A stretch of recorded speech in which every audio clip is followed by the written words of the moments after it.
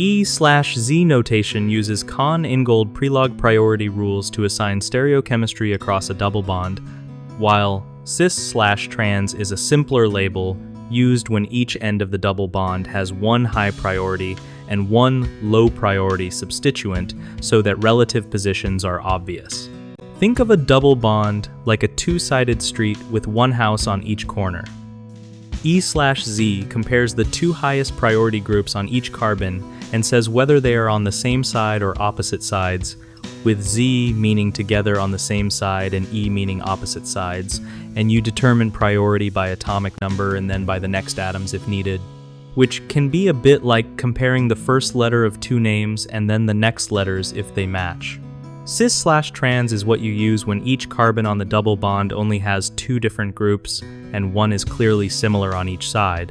So saying cis means similar or like groups are on the same side, and trans means they are on opposite sides.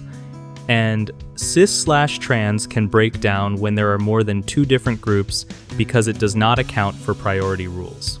Students often assume cis/trans always works and try to use it with complex substituents when priorities are not obvious, which leads to mistakes, and the quick fix is to learn and apply the priority rules to use E/Z.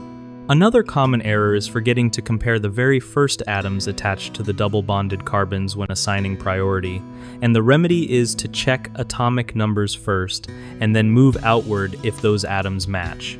Some learners also mix up the words and think cis equals Z because both imply sameness, but you should always determine Z and E strictly from priority rather than relying on names. For more videos and resources on this topic, check out www.gumballdegree.com.